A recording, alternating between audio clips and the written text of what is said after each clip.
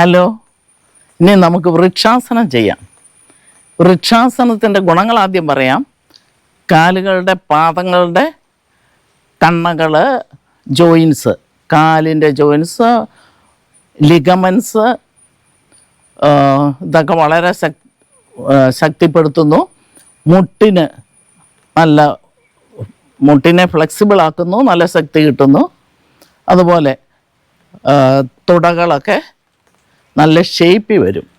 ഇടുപ്പിലെ വണ്ണം കുറഞ്ഞിട്ട് സ്ത്രീകൾക്ക് നല്ല ഷേപ്പ് കിട്ടും. ഇത് ദിവസവും ചെയ്താൽ കാണിക്കാം.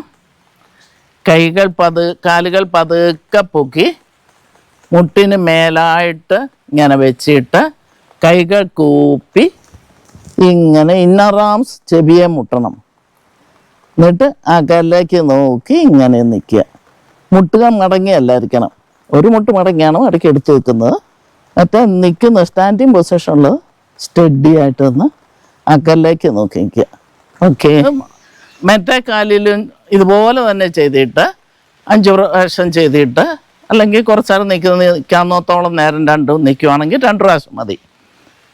എന്നിട്ട് ഇങ്ങനെ റിലാക്സ് ചെയ്യുക. കാലകത്തി വെച്ച് കൈ ഇങ്ങനെ വെച്ച് റിലാക്സ്.